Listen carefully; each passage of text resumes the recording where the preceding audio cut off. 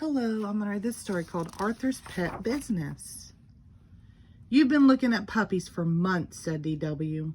When are you going to ask Mom and Dad if you can have one? I'm waiting for just the right moment, said Arthur. So promise not to say anything. That night at dinner, Father asked, "What's new?" "Arthur wants a puppy," said DW. "Blabbermouth," said Arthur. "A puppy is a big responsibility," said Father. "I can take care of it," said Arthur. "We'll think about it," Mother said. "That means no," explained DW. After dinner, Mother and Father did the dishes. "Can you hear what they're saying?" asked Arthur. "They're worried about the new carpet," whispered DW. Suddenly, the door opened. "We've decided you may have a puppy if you can take care of it," said Father. "Wow," said Arthur. "But," said Mother, "first you need to show us you're responsible." "How will I ever prove I'm responsible?" asked Arthur. "The best way I know is to get a job," said DW.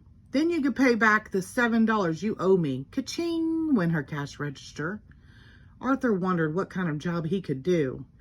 "You could work for my dad at the bank," said Muffy. "He needs some new tellers." "If I were you, I'd get a job at Joe's junkyard crushing old cars," offered Binky Barnes. "Do something that you like," said Francine. That gave Arthur an idea. "I'll take care of other people's pets," said Arthur.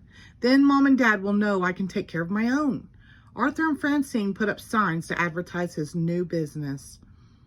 His family helped too.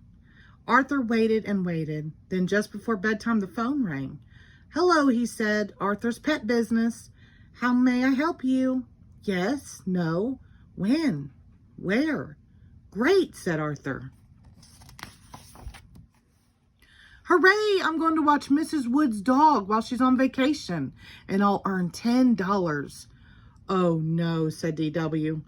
"Not nasty little Perky." "Isn't that the dog the mailman calls Jaws?" asked Father. "That's Perky," said DW. The next morning, Arthur ran all the way to Mrs. Wood's house. "Right on time," said Mrs. Wood. "Grrr," growled Perky. "She hasn't been herself lately," said Mrs. Wood. "I'm worried."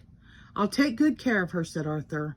"We'll be best friends." "Grrr," growled Perky.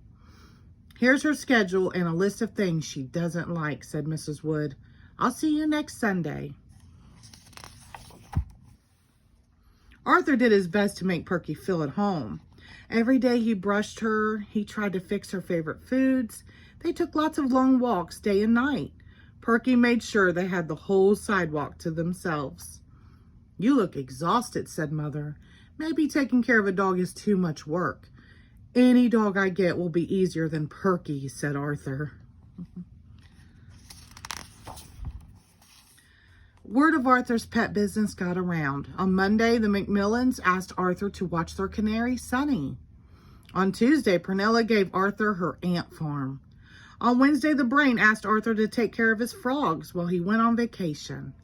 Best of all, on Thursday, the amazing Larry asked Arthur to keep Cuddles, his trained boa constrictor. Animals were everywhere until Mother put her foot down. "I want all these animals in the basement now," she ordered.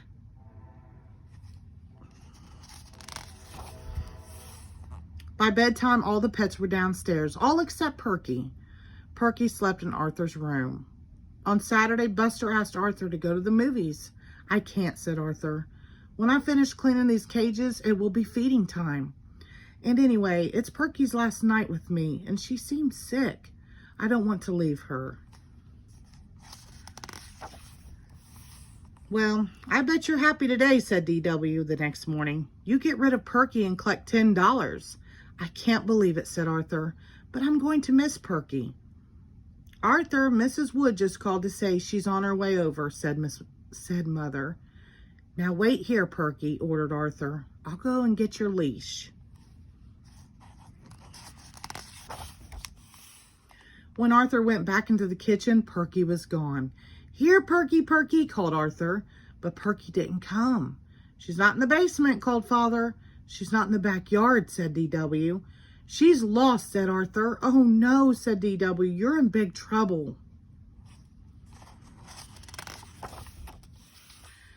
Arthur and Mrs. Woods is here, called Mother. Hi, Mrs. Woods, said D.W. Guess what? Arthur lost Perky. My poor little darling is lost? Asked Mrs. Wood. Don't worry, said Father. Arthur's looking for her right now. Suddenly, they heard a bark.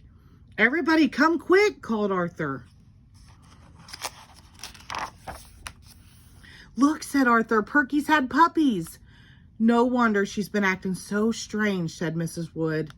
You've done a wonderful job taking care of Perky when she needed a friend the most. How can I ever thank you? A reward might be nice, suggested D.W. Shush, said Mother. Here's the money I owe you, said Mrs. Wood.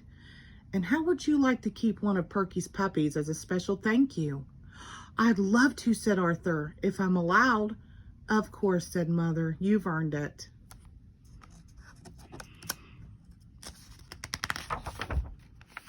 Wow, said Arthur, $10 and my very own puppy. I can't believe it.